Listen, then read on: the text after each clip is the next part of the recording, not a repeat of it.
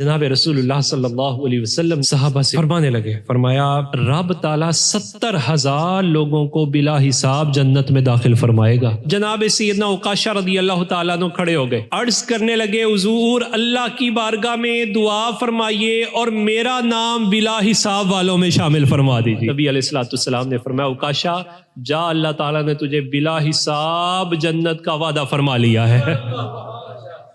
ایک اور صحابی بھی کھڑے ہو گئے تو نبی پاک صلی اللہ علیہ وسلم نے کیا فرمایا، بیٹھ جاؤ، عکاشہ نیکی میں سبقت لے گیا ہے۔ دو پہلو پتہ چلے، پہلا کہ رغبت رکھیں کہ اللہ تعالیٰ کی بارگاہ میں یہ دعا کہ اللہ تعالیٰ بلا حساب جنت میں داخل فرمائے، اور اگر حساب والے معاملے میں پڑھنا ہے تو حساب بڑا شفاف ہونا چاہیے، حساب بالکل کلیئر ہونا چاہیے، بندے کو اطمینان ہو۔ کیا کرے گا وہ بندہ، یا اس بات کا کیا فائدہ کہ جس کے میت کو سامنے رکھ کے کہا جائے لوگوں معاف کر دو، اس زندگی میں تو تو نے مانگی نہیں، حقوق تو تو نے ادا نہیں کیے۔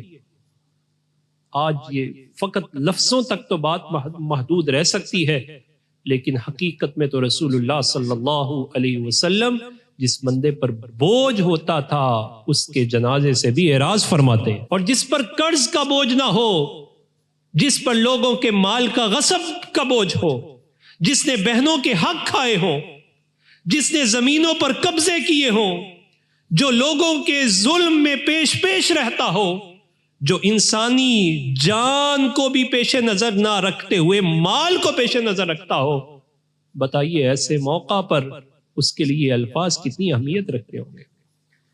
اس وجہ سے مولانا روم علیہ رحمہ کی اس بات پر بات کو تمام کرتے ہیں۔ آپ فرماتے ہیں ایک جنگل میں ایک شیر، گیدڑ اور لومڑی، یہ تینوں شکار پر نکلے۔ شکار ہو گیا، خرگوش بھی، ایک بکرا بھی اور ایک گائے بھی۔ شیر یہ کہنے لگا بتلاؤ اس گوشت کو کیسے تقسیم کیا جائے؟ تو گیدڑ بولا خرگوش لومڑی کا ہے، اور یہ جو بکرا ہے یہ میرا ہے، اور گائے آپ کی ہے۔ شیر نے ایک جست لگائی اور گیدڑ کا کام تمام کر دیا۔ اب لومڑی سے پوچھتا ہے، کہنے لگا تمہارا کیا خیال ہے؟ تو لومڑی کہنے لگی خرگوش کا ناشتہ ہے، بکرا بھی آپ کا ہے، گائے بھی آپ کا، جب جی چاہے کا تناول کیجئے۔ شیر کہنے لگا یہ بات کہاں سے سیکھی ہے؟ کہنے لگی گیدڑ کی موت سے سیکھی ہے۔ اب مولانا روم بولے، مولانا روم فرمانے لگے حضرت انسان اتنا غافل ہوا، یہاں آنے کی ترتیب ہے، جانے کی کوئی ترتیب نہیں۔ کئی جوان اپنے ہاتھوں سے اس نے قبر میں اتارے، لیکن اس کی غفلت نہ گئی۔ فرمانے لگے جسے موت بھی غافل نہ کر سکی، اس نے سبق نہ سیکھا، تو گویا وہ جانوروں جیسی عقل بھی لے کے نہیں آئے۔ ہم بحیثیت انسان، مجھے اور آپ کو اس پہلو پر خصوصی توجہ کرنی چاہیے۔